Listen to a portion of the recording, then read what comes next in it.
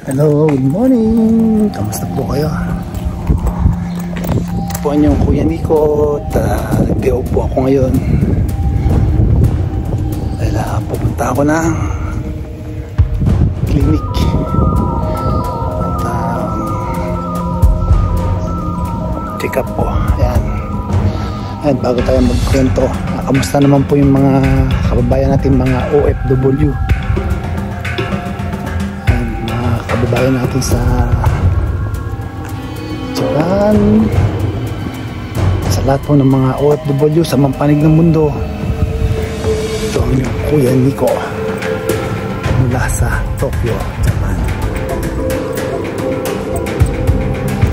Ayan, napasal ko kayo kasi maglalakad ako ng mga 10 to 14 minutes. 14 minutes po. Ayan, lalakad tayo. Medyo hindi umulan. Dito po ako nag-stay ngayon dito sa Kurihase. Dito ako nakakuha ng bahay.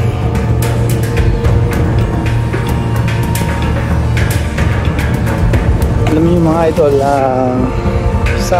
dito sa Japan, para makapag-stay ka rito for good, unang-una dapat hindi ka pasaway, sundin mo yung mga rules, ang mga batas ng host country o kahit sa bansa ka man naroon. Kailangan hindi ka pasaway. Ano mo lang status mo sa buhay. Kung gusto mo magkaroon ng tahimik na buhay, kailangan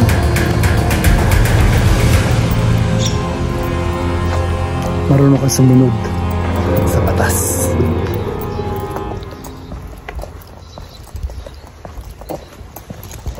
Yun ang nagustuhan ko rito sa Japan dito kasi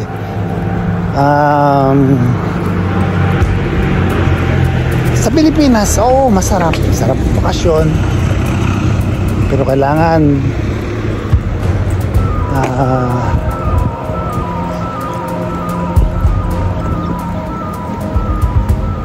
mayaman ka, mapera ka. Masarap yung marami kang kaibigan, marami kang kakilala, diba? Kailangan natin yung, tsaka masarap yung manirahan sa tulad ng Japan na nakita mo. Dito kasi sa Japan walang mayaman, walang mahirap, pantay-pantay dito kahit paano. Dito ko yung pupuntahan ng mayayaman, yung nakakain ng mayayaman, pwede mo makain basta pupunta, masipag ka. Tsaka dito trabaho, maraming trabaho dito, marami kang, basta kaya mo, marami kang pwedeng pagpilian dito na trabaho.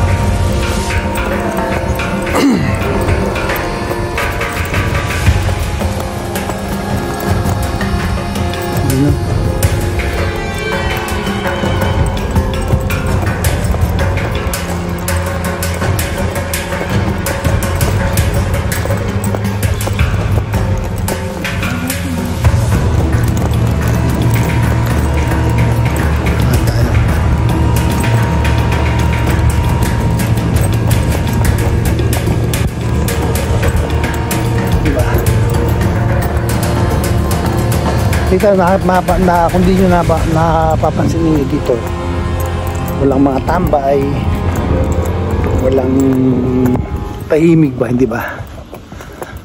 Kasi dito yung mga tao, mas gugustuhin pa nilang mag-stay sa loob ng bahay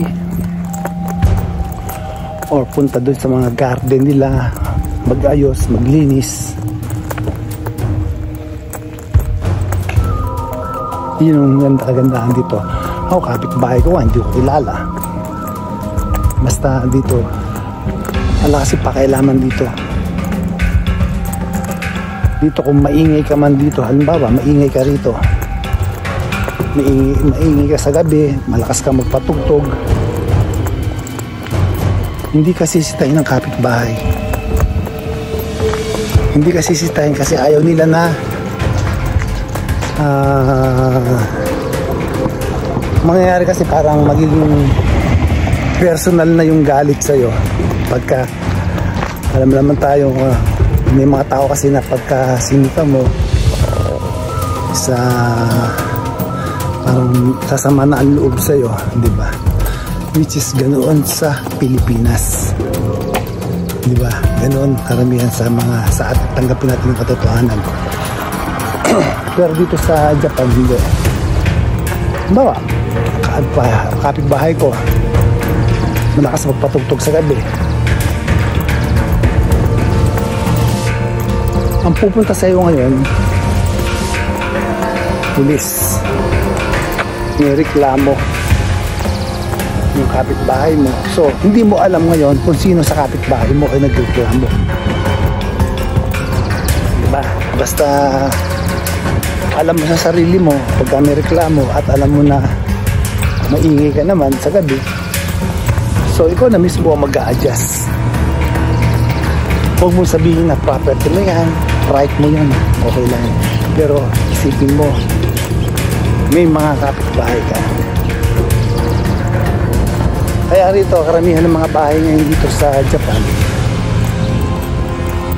tulad sa akin, may ano yan, soundproof. So, hindi basta-basta maririnig yung ingay o kumanta ka man doon, patutog ka man ng, manood ka man ng TV, mag-ano ka man ng sound na hindi naman ganun kalakasan.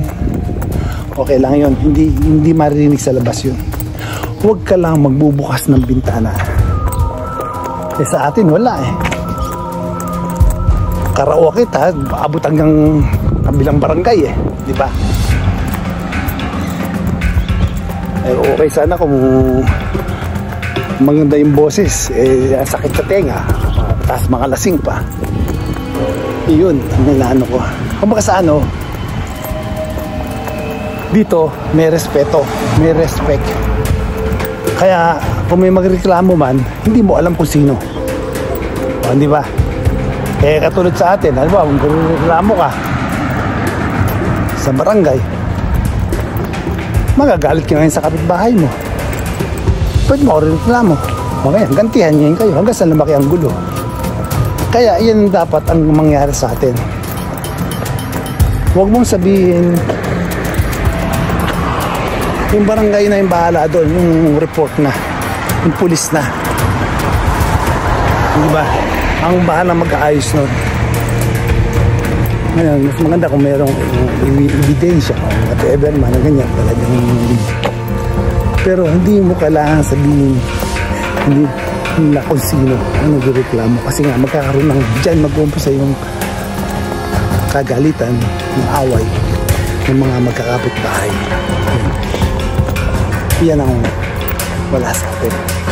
Sa atin, mas nagreklamo ka, galit na, ayaw, bihira ang tumatanggap ng pagkakamali. Tanggapin natin ang katotohanan dahil yan ang reality.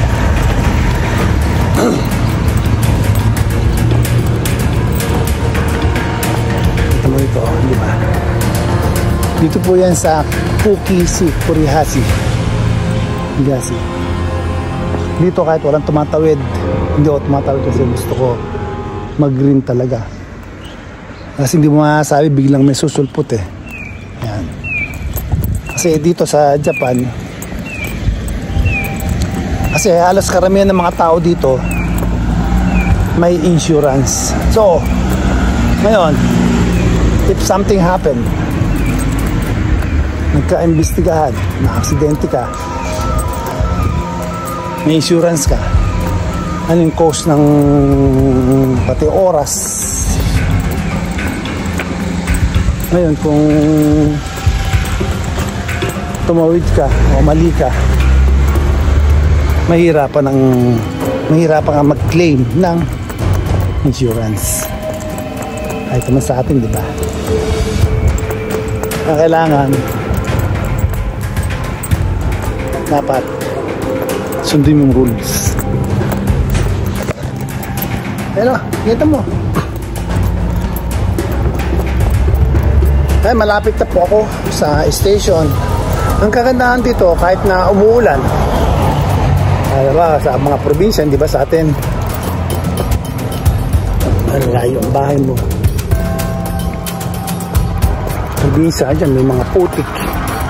Kaya pagpasok mo sa trabaho, madumi na yung sapatos mo, madumi na yung damit mo, di ba? Dito sa Japan, okay lang kasi halos karamihan dito ng ano ito, konkreto, di ba? Ito na lang rito.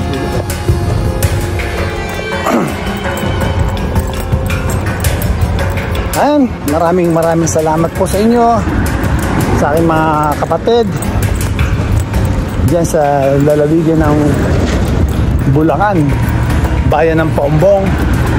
Kumusta po kayo? Alam na niyo kung gaano ko kayo tamis. Kaya lang talaga kailangan magtiis dahil ito yung buhay ko dito sa Japan.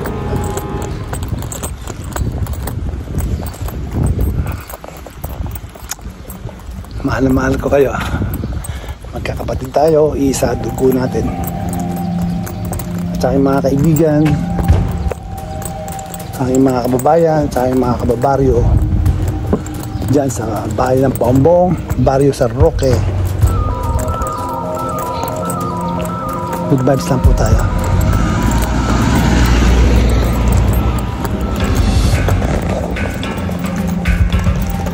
Ay, malapit na ako dito sa station.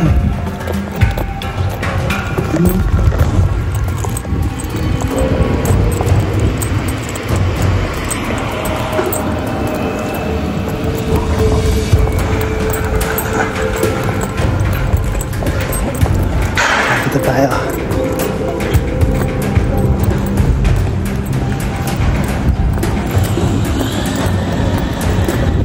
Dito na ako sa station. Ano gawin dito? Itong JR line nito, ito isa sa pinakamalaking railway dito. Rail transport dito, ang laki. Kaya ito mo, ang laki ng station nila dito. Probinsya to, ha.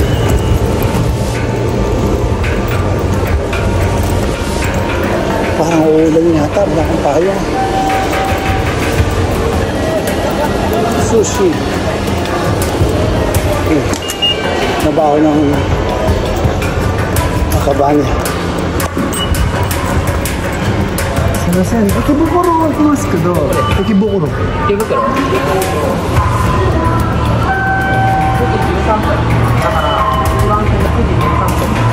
Arigato.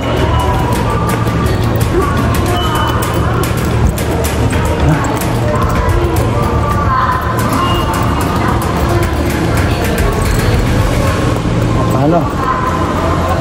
Yan, dito tayo.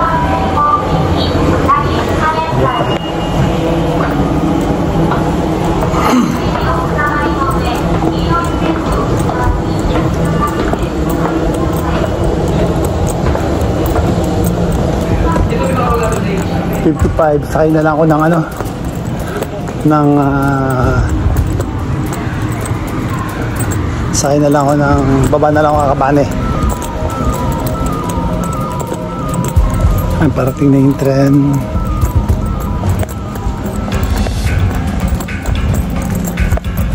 Maraming salamat po. Thank you for watching.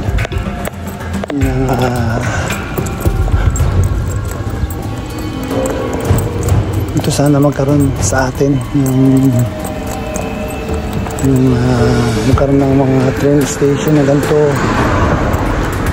ma-develop na sa mga probinsya para naman tapos kakaroon ng mga parking, malalaking parking, diba? Diba yan, diba probinsya yan, yung mga parking dyan. Yan ang maganda.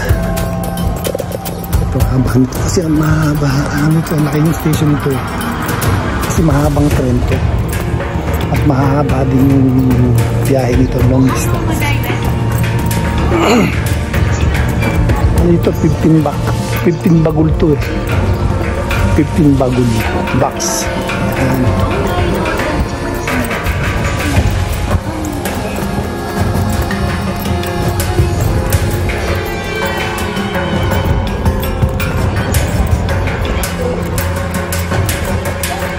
Paano?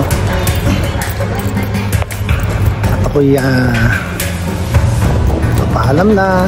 Maraming salamat po sa inyo. Umiya, tumarimasen.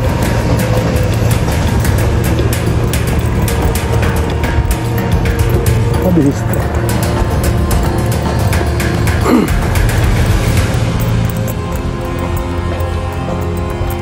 Parang wala.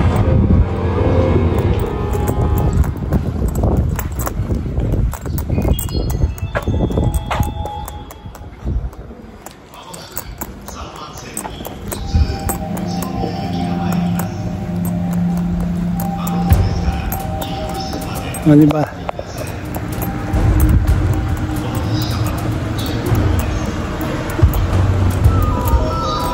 Nitong oras, maluwag na yung mga tren. Wala masyadong pasahero.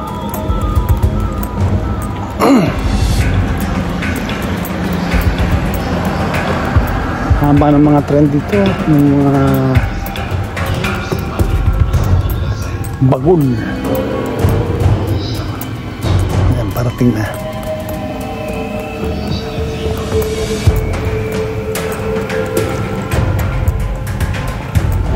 Ayan, pakita ko sa inyo ang tren. Ang dadaan ba? Ganyan kahaba ang tren dito. Ang haba niya na.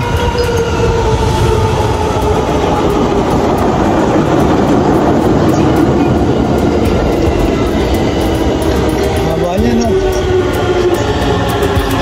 Di ba?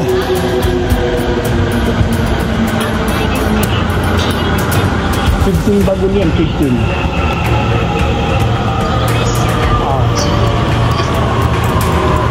Sasakay na ako, ito na. Ang haba, di ba?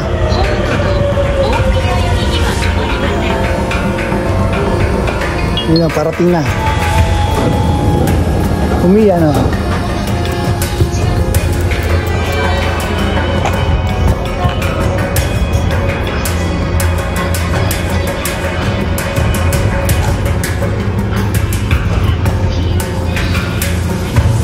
Tumarimasen. Pala ito yun. Mabilis ko.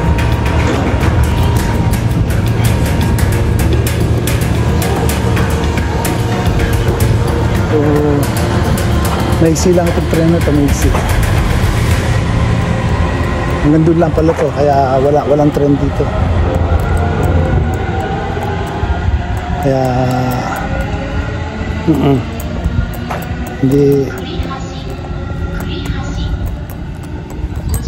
hindi pala hihinto rito. Kaya pala napansin ko walang ano rito, walang tren.